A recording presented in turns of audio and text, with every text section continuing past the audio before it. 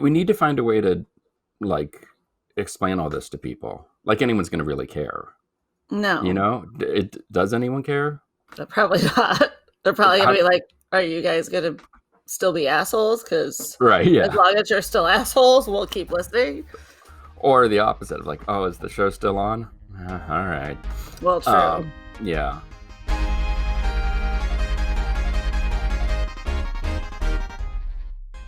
This is Why, with your hosts, Heidi Hedquist and Luke Poling.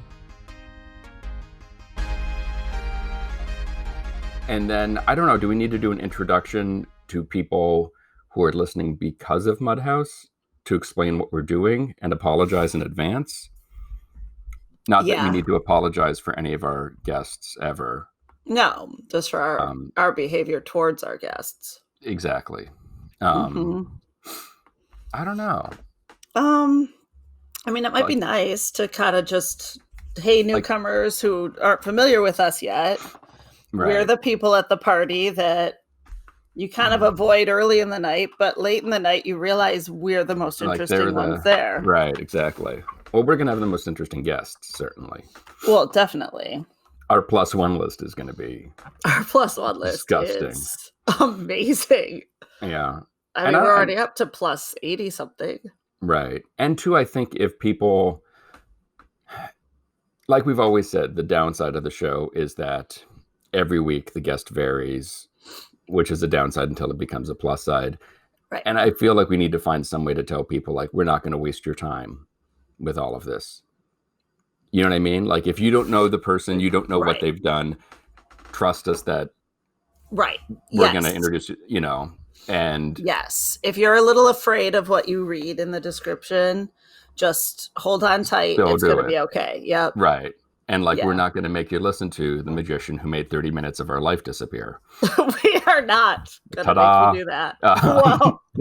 You are 30 minutes older. Wow. I don't know how he did it, but... Could we get him back and see if he can make quarantine disappear? Like 70 days. Make those 70 days just... Woof. Although those 70 days, although they've been hard, they've been amazing for us because we've had incredible guests. So. We have.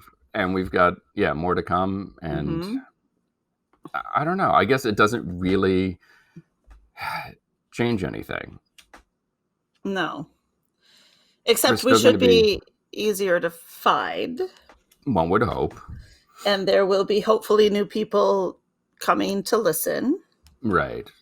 Easier to find, harder to ignore. Eventually, we will be able to do more video of us in our robes. Right, exactly. So there's, tell a friend for that reason. Right. So these are all very important reasons to be part of the network. Yeah. If someone does question what we're doing, like why are you doing this podcast? Why are you talking to these people? We can sort of have like the backing of we're part of this crew. Right. Can you tell me why we're doing this? I don't know, to bring the world closer exactly. Together, no one's got it. Yeah. One question at a time. Yes, exactly. For our mere enjoyment and understanding. Make us more enlightened. How did you get into podcasting or doing interviewing? Because this obviously was not your first love, should we say? No, it wasn't, although I've been really enjoying it. And, I started my broadcasting career, let's see, I'm 53 now, about 23, 24 years ago is when I first got into broadcasting for tennis. And I sort of lucked into it a bit. I'd had a shoulder injury that had kept me off playing for a while. So ESPN at the time was looking for some new blood, some younger commentator types. So they gave me an opportunity. And over the next about 2 years, I was kind of in and out because I was still trying to come back and play competitively on the tour. That didn't quite come to fruition the way I was hoping, based on a bad surgery I had done on my shoulder. So I have a second surgery done. So anyway, that's kind of how my broadcasting career started. And over the years, in my 20-some years of broadcasting, I've gotten more and more comfortable with it. I do different roles. So sometimes, obviously I started as a tennis analyst because I was a tennis guy. And over the years, I was able to develop being a play-by-play person, being a host person, sometimes hosting segments. Now, this was all in the tennis world. So obviously, I was still kind of stuck in my little corner there. And then about 5, 6 years ago, I started my own radio show. I was dabbling in radio and doing some other shows for ESPN, like just general sports topic shows. So I got into doing my own radio show, which I really loved. And when when that stopped, because I had taken a job with the USTA running player development, more of a political administrative job that I did for about 7 years, I sort of fell out of that because I was basically had a full time job in addition to commentating. So then when I left there a few years ago, it was I was always trying to look for the right vehicle, the right venue to get back into it. And I've guest hosted on a bunch of radio shows for ESPN, but I always wanted to do something like this where I could sort of do my own thing. So when this pandemic hit us in New York about a month ago, our friends at Mudhouse, I had been speaking to them for a few months about putting together this idea of my podcast. And I'm looking at the equipment in my basement where I am now, where I've been on quarantine for a few weeks. And I said, now would probably be a good time to figure this thing out and get this thing started. So that's really how it started. I've been doing webinars for our kids at our tennis academy where I work now with my brother here in New York City. So I've been doing those and figuring out how to do that, which is pretty simple, and figuring out how to do this, which is also relatively simple. Yes. But it's been a lot of fun. So obviously, I have a list of people that I've always wanted to talk to about their interest in tennis. They're generally not tennis people. They're people that are successful in other walks of life. So I thought this would be sort of a great way to get them to want to come on and maybe talk about their interest in tennis, something I know about, and see where it goes from there. So I've knocked out about 6 or 7 so far, and I'm really enjoying it. So looking forward to continuing. The 2 episodes that you've posted, they're phenomenal. They're so good. Oh, thank you. So interesting and so fun. What made you decide? I mean, obviously, it's a natural evolution from your life, but to bring sort of those 2 worlds together of, obviously the most recent one with music versus tennis and the love of tennis and all of that. Well, I've been, excuse me, I've been extremely lucky, obviously, over the years, meeting a lot of people through tennis, sort of celebrity types, but people that are just very successful in their own right. My wife's a professional singer. So we met when we were in grade school. We've been married now over 20 years. So I've met a lot of people, including Alan Bergman, through her world. And, when you get to know these people, certain people like Brian and like Alan, you find out they have this huge interest in tennis. So it got me thinking. I've been to a lot of obviously sort of pro celebrity type events. We do that a lot in the tennis world, where we raise money for our charity, for example, at our tennis academy for our scholarship kids. So we have tennis junkies like myself, my brother, Matt Spielander, Marty Fish, and people that are tennis people. And then we always try to pull in some celebrity types that have an interest in tennis. Alec Baldwin's another one who loves tennis and supports tennis. So Marcy Klein, who is someone I've already interviewed, and that one will be coming out next week, worked with Alec at Saturday Night Live. She worked there for 20 plus years and at 30 Rock. And her kids play tennis at my tennis academy, her two sons. So I just thought it's a nice way to get, people that have an interest in tennis, but not have them come on and just say, hey, I want to talk to you about your career, because I'm sure people like this get this pretty often. So it's kind of a way for me to pull them in, get them talking about something obviously I know about through and through. I spent my whole life in tennis for 50 years since I started at 3 years old.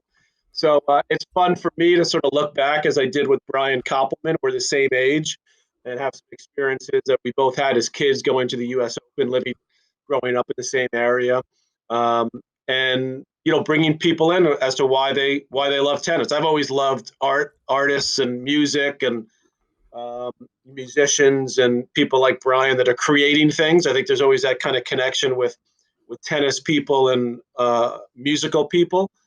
So I thought, this might be a good way to kick this off and see where it goes. Who do you think's responsible for you getting COVID? Is it your brother or Darren Cahill? Very good question. I think that it's probably, My money's on Cahill, but you tell yeah, me. well, it could have happened in Australia. The funny thing is, I was coming back, we were flying back from Australia on, it was the 2nd or the 3rd of February. So the proverbial, what, was starting to hit the fan, certainly in China already. And we're starting to hear about it. And Brad Gilbert, who is a longtime fellow announcer and a great, great guy, hugest heart you'd ever want to have as a friend. But he's a quirky guy. If you watch him on TV, he comes up with all these crazy nicknames. But he's a germaphobe, and he's been a germaphobe his entire life. We always make fun of him on the set. He's got the Purell in the pocket, and he won't touch stuff. So we're of course, lo and behold, on the flight home from Australia to Los Angeles first, and then I go on to New York, which is a long flight. Yes. Who's sitting next to me is Brad Gilbert, and he's got the full-on mask on. He's getting on the plane. I'm like, Brad, come on, relax, come on. It's all going to be okay. It turned out, of course, that he was right and way ahead of his time. And the truth is, Luke, I probably got it at our tennis academy.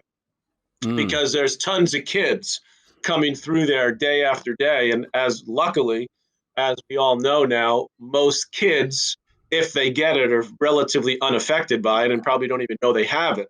Right. So it's pretty likely, I would say, that I got it there, because once we shut our academy down, which was almost a month ago now, right when the governor said to shut everything down here in New York, I was being extra careful even then at that point, and even going to the stores in town, I was being extra careful. So honestly, to me, that's the only way I can think of where I got it. Right. Well, let's go back to some happier times. Yeah. I feel like so many people have stepped on a tennis court, have picked up a racket. It's an easy sport for people there's not a lot of equipment that's required. You obviously have played at the highest levels.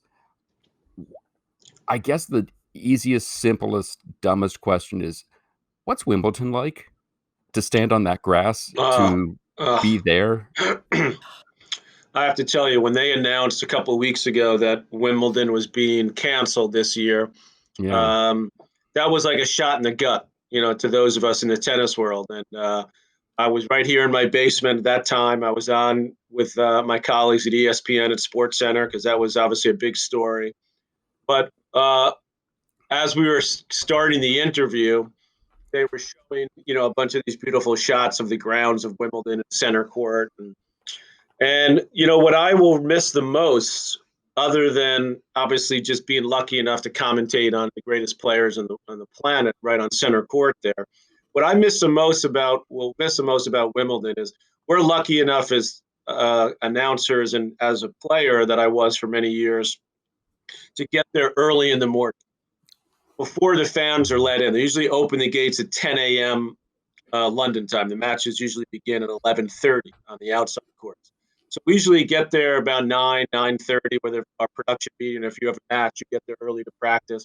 And there's something amazing about walking the grounds of Wimbledon when no one is there, and when the matches are coming up, and the grounds crew, not only on the grounds of the club, picking the flowers, making everything look just right. And the meticulous preparation of the courts is something that just gives me chills when I think about it, because I see this team of grounds crew on every court, not just center court, on every court, preparing the lines, looking at the net, judging they have a little not a machine. It's like it holds the ball up here, and then it drops it, because it's measuring the bounce of the ball, the height of the bounce, because they want the bounce to be at a particular level, and then they can then mow the grass a little bit more, let it grow a little more, water it a little bit more. So to be there and to see that every morning is something special to me that I will miss, because Wimbledon, they found the balance just right of being historic, excuse me, the traditions of tennis, which some people feel like it's too much, too stuffy. But they managed to get the balance right of that and being very progressive. The latest technology, always having the latest, whether it's helping the players on the court with the replay system or helping the fans, with the best app you can get. So to me, they've found that balance right. So that's something I'm really going to miss. We're all of us in the tennis world are now holding our breath that maybe the U.S. Open will get played the end of August and September. I'm going to say that's unlikely at this point, but we're sort of holding out hope to see. Because remember, tennis is such an international sport, and people are coming from all over the planet. So it's not like you could play a baseball game like Major League Baseball and put it in one state, which I know they're talking about, and really control the environment. Tennis, you've got players, fans, media coming from all parts of the globe. So basically, the whole world has to be back to normal, I think, for professional tennis to get back to normal. Yeah, coincidentally, though, like individual random people tennis is the perfect sport for this time, because unless you're up at the net, you're more than 6 feet apart, two people, you're good to go. Well, that's what we're hoping at our tennis academy, which is right on Randall's Island in just at the northern tip of Manhattan, that hopefully sooner rather than later, that will be something that we can come back to doing, because we're doing, as I said, I'm doing all these Zoom webinars for our kids to volley against their wall and do exercises at home. So that's been fun. And I think we'll probably continue doing more of that once this is all said and done. But you're right, tennis is a sport where you can have a distance from each other and probably be pretty safe. Yeah. So what made you decide to pay it forward and start the academy? I mean, you guys, go ahead, sorry. Yeah, no, my brother actually started it. So I was working at the USTA for about 7 years. And funnily enough, the group that started the John McEnroe Tennis Academy is a group of clubs here in the New York area called Sport Time. They own about 13 clubs. So I became very close with them years ago because we used to host a World Team Tennis event at one of their clubs. So don't tell my brother I said this, but they actually came to me first when they were going to open this big tennis academy on Randall's Island, which is, right in New York City. And unfortunately, New York City has lost a lot of tennis courts over the last 20 years, basically because of economics. So I was right at that time contemplating taking this USTA job. I was already the U.S. Davis Cup captain, which was sort of a part-time job. And the USTA was trying to convince me to take over player development, which is big, huge undertaking and a sort of a full-time job. So I decided that I wanted to try that because I wanted to, try to help American tennis. And, I had a vision for what I thought that could look like. So I told my friends at Sport Time, listen, I got to try this thing with the USTA, but maybe you should talk to my brother. So sure enough, that ended up being a great move by them and for him. So within the Randall's Island complex there, which is 20 courts, 10 clay and 10 hard court, is within the tennis world. There is the John McEnroe Tennis Academy. So when I left the USTA about 4 or 5 years ago, and obviously I had my commentating career, my radio career, but I was looking to get back. I took a little break from, the USTA was a grinder of a job. So I took a little break, and I was talking to my brother about doing something else, in tennis. And he said, listen, man, you got to come and help me out. You got to come help me out at the academy and be my right-hand guy. So I've been doing that for about 3.5 years now, and I love it. And the reason why I love it is because obviously I love tennis. When I worked for the USTA, it was more of an administrative / political job. So I wasn't really on the court that much. So this enables me to really work with the kids and the coaches. We've got 36 coaches at our academy from all over the world. So they really kind of let me do that, be on the court with the kids, teach lessons sometimes, but really try to run the academy. So I've learned a lot because I've learned, first of all, to your earlier point, Luke, about how tennis is really hard. I mean, tennis is really hard to get competent at, not just really good, but competent. Right.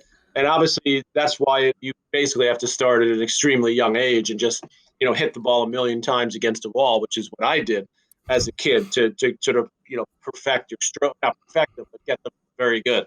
So it taught me a lot about how to teach kids, and listen to kids. My wife and I have always believed that you don't, yell things at your kids, or you don't tell them to do something. You listen. The first thing you do is listen to them, acknowledge them. So I've kind of taken that into my teaching career, and it's very rewarding. I mean, I really enjoy it and love kind of giving back at the same time, trying to help these kids. On the note of your very talented wife and your very talented sister-in-law, Yes. I want to know, how annoying or how amazing is it to be at a family gathering and have to compete singing happy birthday or survive a family karaoke night? Yeah, well, luckily, we don't do that too much as far as trying to one up them. I mean, Patty, my sister-in-law, John's wife, is obviously a famous rock singer from the '80s. She's still performing with Scandal, her band, had some huge hits. So she's amazing.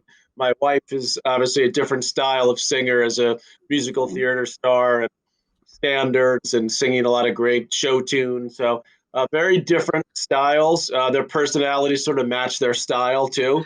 And we have a lot of fun. My wife is, she's been unbelievable in through this whole process with me down here and having to take care of our three daughters. And she started her own cooking show on Instagram, which is pretty entertaining because Very cool. she's very, very smart and funny. So we're getting through it. I've called myself a stage door Johnny because I follow her around. And when we first re-met in our 20s, because we knew each other in grade school, and her brother and I were best friends all through grade school. So our families were pretty close in those years, junior high years. We went off to different high schools, at different colleges, et cetera. But our parents stayed good friends over the years. So my parents, while I was on the tennis tour in my 20s, would go and see Melissa in all her big Broadway shows and performances that she was doing. So when I got injured, as I mentioned to you guys earlier, and couldn't play, I thought to myself, I'm going to be around here in New York for a while. I better look up some old friends. And my mom had been telling me for years that you really should meet Melissa. She's beautiful. She's so talented. I knew nothing about Broadway and that world, and she knew nothing about tennis. So we actually re-met at one of her brother's gigs. Her brother had a great career as a singer-songwriter in the club scene in New York. So I looked him up, found his postcard, called the number on the postcard, which this is really before the internet took off, and it was a recording. My next gig is such and such, happened to be the next night. So I said, I'll go down there. I was in a cast, in a sling, because I just had my surgery. And I was looking for this girl that reminded me of Melissa. I didn't see anyone. So I was waiting. I was sitting at the bar having a beer. My buddy, Mike, his name's Mike. He finished the gig. I waited. He had a bunch of friends there. I went up to him and I said, "Hey, Mike, it's Pat McEnroe." He goes, "Oh, man." He goes, Melissa. She was just leaving. She was there at the gig. I didn't recognize her because her hair had sort of changed. So when we all went out for a burger that night in the West Village downtown in New York, and the rest, as they say, is history. That's awesome. I love it. Are you going to have her on the show at any point? I should. Absolutely. Absolutely, I should. She'll take over, though, so I got to be careful. Yeah. That's all right. She's amazing. She's been a great supporter of me. She's a little pissed off at me, though, because one of the things she doesn't like about me, and there's a few, and that's understandable, is that I never really learned how to use, video technology to help, put the videos together for all the girls. And even though, of course, we have them all on our phones and we get Facebook and Instagram and all that, she's like, "Oh, so you can learn how to do a podcast, but you can't learn how to do the video for the girls?" Oh my So gosh. I'm like, all right, hold on, it's okay. Yeah. No, have her talk to me. I can't even take a still photograph, and somehow I'm doing this. So. Well, somehow she figures it all out, but she's pissed at me because she knows that I know that she'll figure it out. Right. So there you go. Right. So what so far from all the people you've been talking to has been the biggest moment where you've gone, wait, what? Tell me that again. What's been the craziest thing you've heard? Well, I think it's for me, and I've got one with Ben Stiller coming up, and he's amazing. He's so well spoken and obviously had an amazing career. But I really loved speaking to him, and he's such a good guy. And I see him all the time at our academy. He plays there all the time, so that's why I got him on. So his story, I think you'll really enjoy. But to be honest, when I first heard Alan Bergman's story, the writer, the lyricist, about how he got into tennis, I mean, I just got the chills. Yeah. And he first told it to me over the phone, actually, way back. I was actually getting ready to go to Australia. It was in January to the tournament there, and I had planned on stopping in LA to interview him, because when I told my wife Melissa about this idea of the podcast, she loved it, and she said, "You have to interview Alan. He's 94." She said, "So you better interview him, pretty soon." Because we knew about his love of tennis, and we got to know him very well because he wrote a lot of his great songs with Michel Legrand, the great French composer who my wife had an amazing working relationship with. So when I asked Alan over there, I told him about my idea, and he told me the story about how he got into tennis. As a young Jewish kid in Brooklyn, and going to the West Side Tennis Club, and basically being told, "You can't be here because you're Jewish." He told him his name, and he just refused to take that as an answer, and it was just saying, "No, I'm going to do it," and kind of pushed his way in there as an 11-year-old kid. Okay, Cool. traveling by himself. So I was like, I got to get this story. So I wasn't able to get to him when I went to Australia, and then this all started happening. Obviously, when I came back, so I was like, as soon as I got it, I had told Brian Koppelman years ago, because he had helped me. I met with him like 5 years ago about this idea, because I knew he had been doing it himself. So it took me a while. So I was like, Brian's got to be my first guest, because he was sort of the guy that pumped me. But I said, I got to get this Alan Bergman story. So both those two are amazing for me. And but I think Alan's story about how he got into tennis and what propelled him to do it, and then obviously his career as a songwriter is just remarkable. He's still writing songs. He's 94. Yeah, I was going to say Wow. in the interview, he's 94 going on like 60. I mean, I his know. sharp as a tack, phenomenal. And one of the things too, I think for our listeners, people, some of the greatest songwriters in the world, the general population doesn't know their name. They know the name of the Right. person, Yeah. like Barbara Streisand with The Way We Were Sure. and all of that. But he has his catalog of music, and with his wife, and unbelievable. I mean, I just encourage anyone to listen to it. One, because the conversation is great, your rapport is great, and the material is great. But what they have created is, I mean, the fabric of our lives, or what have you. Yeah, From a right. musical The standpoint. windmills of your mind. I telling Right. that story about how that came to be, and he was really a collaborator. That they're a collaborative type of people, because they did a lot of the movie scores and the film scores, and working with Michel Legrand and Marvin Hamlish. So he's just an amazing person, and his wife is an amazing lady. I've met her. I've been to their house in Beverly Hills. They moved there as basically as kids, Brooklyn. Trying to get into songwriting. Funnily enough, I don't know if I mentioned it on the podcast with him. They're about 4 years different in age. They both went to the same school in Brooklyn, didn't know each other until they Wow. went to California, like in their early 20s, to both of them, and that's how they met. And then they started writing together. So it's an amazing story of a marriage, and also of just the way the life they've led, and just sweetest people on the planet. Love it. Very nice. Yeah. What's Sondheim like? I don't know him as well personally. I've come across him a few times. My wife is mesmerized by him, as everybody in that world is. His Yeah. genius. I find his music just amazing. I mean, so compelling, and the guy's brilliant. Absolutely brilliant. So he does periodically answer emails from my wife, and she gets all excited about it. And his emails are very similar to his songs. Like my wife likes to say, there's always the comment. There's always a, "You were great most of the time." You know, "You're wonderful." "I love you a lot." Maybe all the, not all the time. I can't remember them off the top of my head, Right. but his songs are just amazing. The first time I got to see my wife perform one of his shows was at the Kennedy Center, and I think it was for his 75th birthday. He just turned 90. Like Yeah. 15 years ago. It might have been 20 years ago, actually, because I think it was before we had kids. Our oldest kid's about to be 14.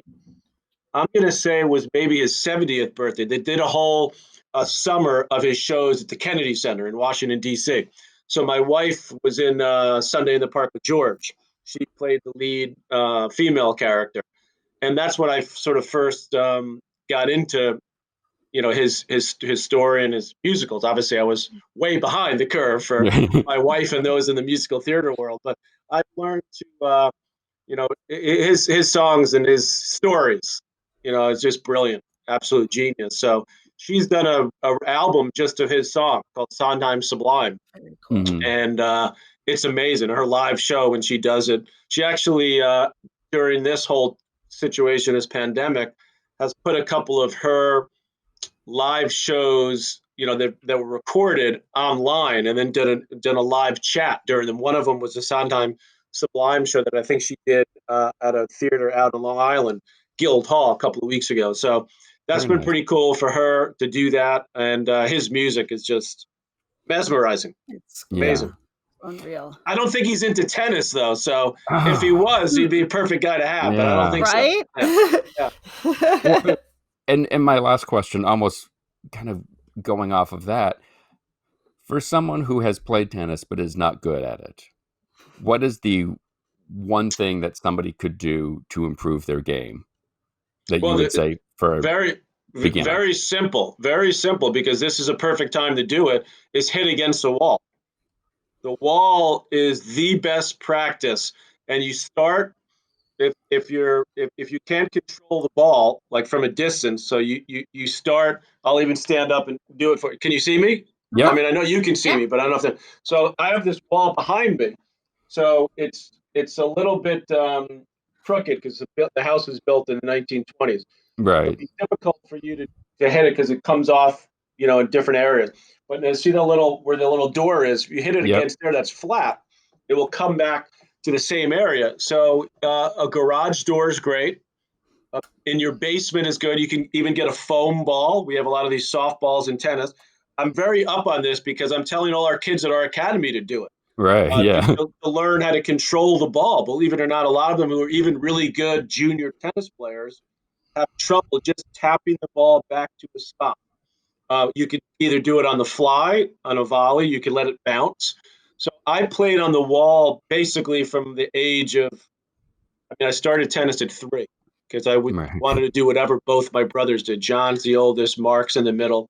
So John was 9, which is pretty late, by the way, to start tennis to become not just a professional player, but number 1 in the world. Right. He figured it out. He was obviously pretty good. He got the hang of it. But I used to ride down on my tricycle to my club in Queens, where I grew up. There was a little local club that had a couple courts and had a wall. So I literally would ride down on my tricycle and hit the wall. So I tell kids all the time, I'm telling you now, and you don't want to get, if the ball's too lively so you can't control it, you can get softer balls that we use for a lot of our kids that are beginning. They're called, like an orange dot ball or green dot ball. The biggest one is a red dot. So it's a little bigger than normal and it's much spongier. So it enables you to basically practice controlling the ball to one spot, which is not nearly as easy as it sounds. Okay. So that would be my advice to you, Luke, is to try that and realize that you look younger than me, but you're not a young kid. So the likelihood of you getting really, really good it's probably not going to happen, but you can definitely get better. You can find Holding Court with Patrick McEnroe wherever you get your podcasts, and you can find out more about that show, our show, and all the other shows as part of the Mudhouse Media Network at their website, which is Mudhouse Media. Be sure to follow Why the Podcast on Facebook, Instagram, and Twitter, and check out our YouTube channel for some additional great Why content. If you're so inclined, please leave us a review and let us know how we're doing. Today's show is produced by myself and Heidi Hedquist. Our reluctant executive producers are John Sauvé and Sandy Stone. Our graphic designer is Samantha Mustonen. Our intern is Randy Jeanette. The theme song was performed by the Electrosynthno-Magnetic Polyphonic Orchestra. This one's for Philippe. Thanks for joining us. Flash, we're coming home.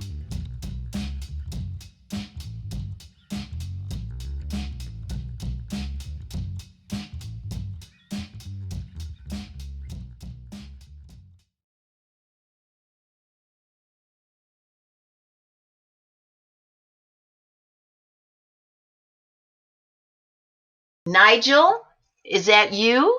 Are you here, Nigel?